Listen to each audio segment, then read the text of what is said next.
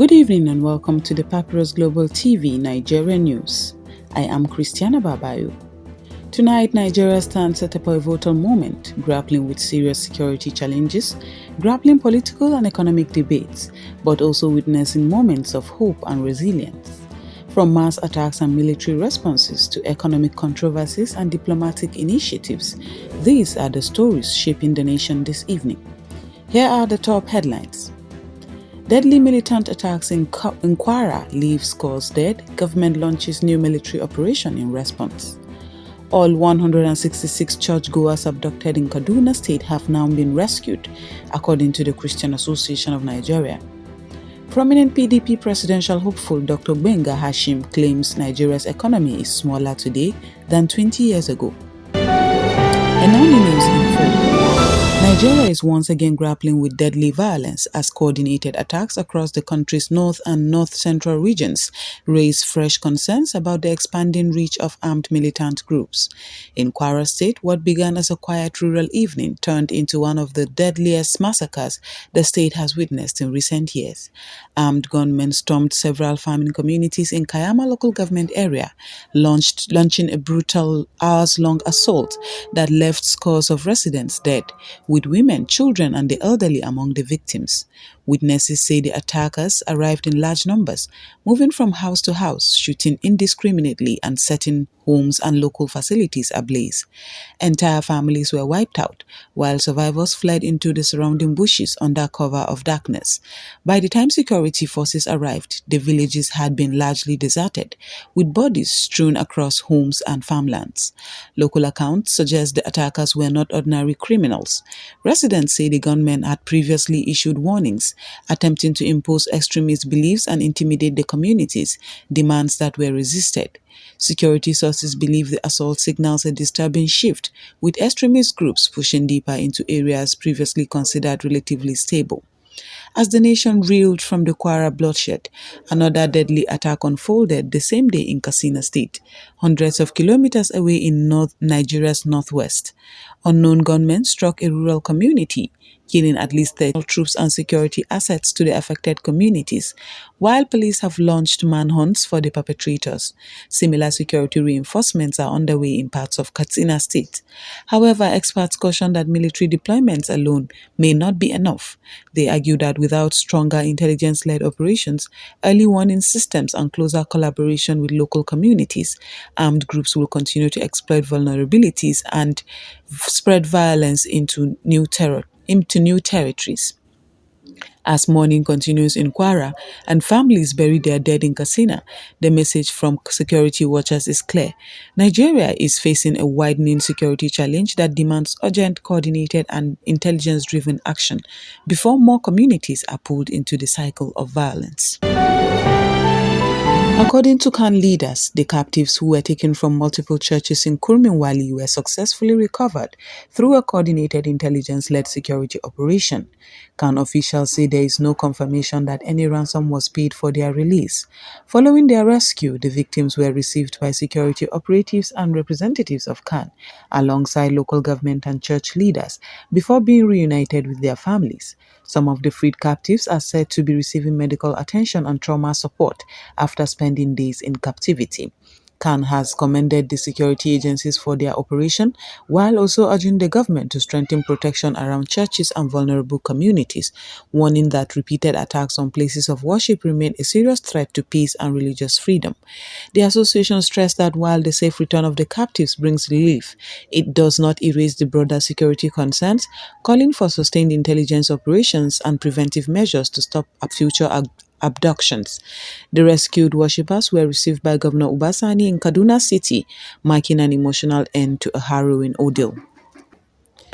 Dr. Gbenga Hashim, a presidential hopeful and prominent figure within the People's Democratic Party (PDP), has sharply criticized the current economic performance under President Bola Tinubu. Hashim argued on live television that Nigeria's GDP today is smaller than it was under President Olusegun Obasanjo 2 decades ago, citing figures that suggest stagnation or regression relative to past growth. He also raised concerns about the exchange rate of the Naira and its impact on the cost of living and investor confidence, framing his assessment as a challenge to the government's economic agenda. On the financial front, the Nigerian Naira has recorded a notable improvement against the US dollar in recent market trading, signaling a cautiously positive turn for Africa's largest economy. Market analysts attribute the Naira's stronger performance to a combination of improved foreign exchange inflows, firmer global oil prices, and renewed foreign investor confidence in Nigeria's debt and fixed income markets. These factors have helped ease pressure on the foreign exchange market, which has faced prolonged volatility over the past year. Traders in both the official and parallel markets report that the Naira has traded more steadily than in recent weeks, which reduced intraday swings and improved dollar availability. The central bank's ongoing reforms, including tighter monetary policy and efforts to improve FX transparency, are also seen as contributing to improved market sentiment. A key driver has been higher crude oil export earnings, which remain Nigeria's primary source of foreign exchange. Increased production levels and more consistent remittance inflows have further boosted dollar liquidity, helping to narrow supply gaps that previously fueled sharp depreciation. In addition, foreign portfolio investors have stepped up interest in Nigerian debt instruments, attracted by competitive yields and signs of policy stability. This renewed inflow of capital has provided much needed support to the Naira while strengthening external reserves. The improved exchange rate has been welcomed by importers, manufacturers, and businesses that rely heavily on foreign inputs. Many say a more stable Naira allows for better pricing, improved planning, and reduced uncertainty, especially in sectors such as food processing, pharmaceuticals, energy, and consumer goods. However, economists caution that while the Naira's recent gains are encouraging, sustainability remains the key concern. They stress that lasting stability will depend on continued FX inflows, disciplined fiscal management, oil sector reforms, and consistent monetary policy implementation. For now, the Naira's improved performance offers a measure of relief to businesses and consumers, raising hopes that exchange rate volatility may gradually ease, provided current reforms and inflow trends are maintained. Security sources confirm that deployments and coordinated patrols have been intensified in several northern states following the wave of kidnappings and violent incursions. Officials say these operations aim to secure major highways and promote villages, improving civilian protection and intelligence gathering. Nigeria's security cooperation with the United States remain active with shared intelligence and recent US airstrikes targeting extremist elements in the north, part of broader efforts to curb insurgent operations. Nigerian authorities maintain that sustained international partnership is critical to enhancing counter-terrorism capabilities. The federal government has announced the reopening of 47 unity schools that were previously shut down across parts of the country due to persistent security threats, marking a significant step towards restoring normal academic activities in affected states. The schools, largely located in northern and north-central regions, were closed following repeated attacks, abduction, and security breaches that raised serious concerns about the safety of students and staff. Their reopening comes after a comprehensive security review conducted jointly by the Federal Ministry of Education, security agencies, and state authorities. According to government officials, the decision was taken after the implementation of enhanced security measures designed to prevent a repeat of past incidents. These measures include increased deployment of armed security personnel, improved perimeter fencing, surveillance systems, access control protocols, and closer coordination with local communities and vigilante groups. The federal government also confirmed that rapid response arrangements have been put in place, allowing security agencies to react swiftly to any emerging threat around the schools. In some locations, safe transport arrangements and controlled movement schedules have been introduced to further protect students. Education authorities say the reopening is aimed at minimizing learning disruptions, particularly for students preparing for national examinations, while addressing the long-term impact of school closures on enrollment, performance, and child development. Parents and school administrators have cautiously welcomed the move, expressing relief that students can return to class, but also urging the government to sustain security funding and monitoring rather than treating the reopening as a one-off intervention. The government has reassured stakeholders that security conditions will be continuously reviewed, warning that any school facing renewed threats will be promptly reassessed to avoid putting lives at risk. With classrooms reopening and students returning, officials say the move reflects a broader commitment to ensuring that education does not become a casualty of insecurity while reinforcing the message that learning must continue even in challenging times. Public health authorities say nationwide health campaigns are making measurable progress as expanded vaccination drives and strengthened disease surveillance programs continue to reach communities across Nigeria. Health officials report improved immunization coverage, particularly in rural and hard-to-reach areas where access to healthcare services has historically been limited. The gains are being attributed to mobile vaccination teams, community health outreach programs, and stronger collaboration with traditional and religious leaders to build trust and counter vaccine hesitancy.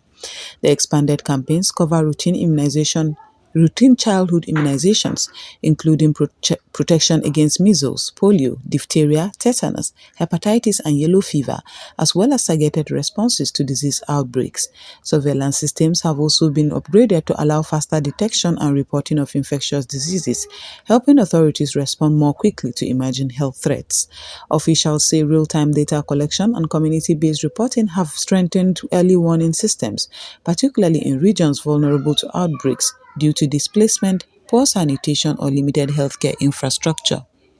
In addition to vaccinations, the campaigns include public health education on hygiene, maternal and child health, nutrition, and disease prevention aimed at reducing preventable illnesses and deaths. Health workers have been trained to operate in insecure and remote environments, ensuring continuity of services despite logistical challenges. The Federal Ministry of Health notes that while progress has been recorded, sustained funding, cold chain management, and healthcare worker support remain critical to maintaining coverage and preventing setbacks. Health experts say the improved reach of these campaigns is helping to close long-standing health gaps between urban and rural communities, while strengthening Nigeria's preparedness against future public health emergencies. Youth-focused economic empowerment efforts are gaining momentum across Nigeria as entrepreneurship programs and skills training initiatives funded by government and private sector partners have been rolled out nationwide to equip young people with practical skills and employment opportunities. The initiatives target high-growth sectors such as technology, agribusiness, creative industries, manufacturing, renewable energy, and small-scale enterprise, with a strong emphasis on hands-on training, digital literacy, and innovation. Participants receive instruction in areas including software development, digital marketing, data analysis, tailoring, carpentry, agro-processing, and business management. Officials say the programs are designed not only to improve employability but also to encourage self-employment and startup creation, particularly among graduates and out-of-school youth affected by rising unemployment. Many initiatives combine training with access to startup grants, low-interest loans, business incubation hubs, mentorship, and market linkage support. Private sector partners are playing a key role by providing industry-relevant curricula, internships, and job placement pathways, ensuring that skills acquired match real market demand. Technology firms and financial institutions have also contributed equipment, seed funding, and digital platforms to support innovation and enterprise growth.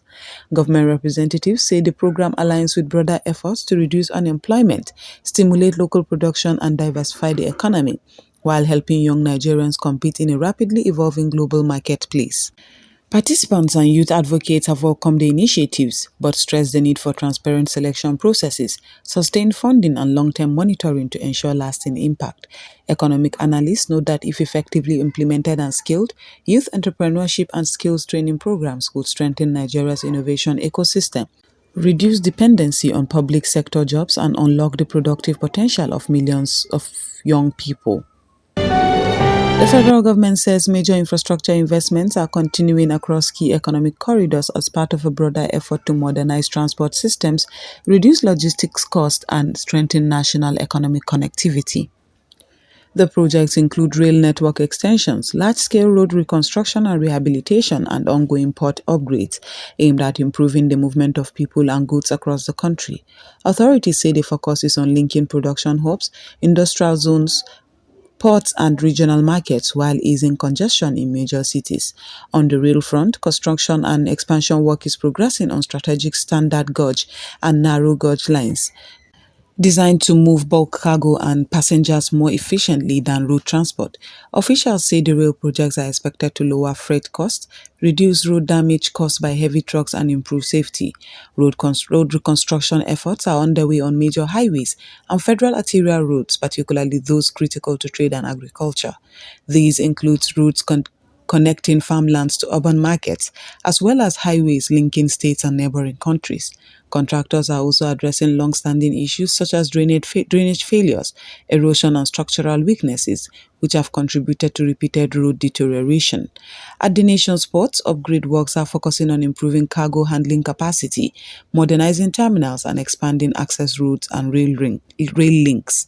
The government says these improvements are aimed at reducing turnaround times, cutting delays, and lowering the cost of imports and exports, challenges that have long affected businesses and consumers. Officials note that the infrastructure push is being financed through a mix of federal budget allocations, multilateral funding, and public-private partnerships, with measures in place to ensure project monitoring and accountability. Economists say sustained investment in transport infrastructure is critical to boosting trade, supporting industrial growth, creating jobs, and improving Nigeria's competitiveness, but one that timely completion and maintenance will be key to delivering long-term benefits.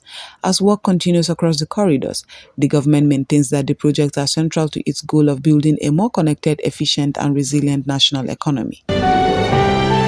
Nigeria continues to assert its leadership role in ECOWAS diplomacy, working to strengthen regional cooperation on security, trade, and economic integration across West Africa.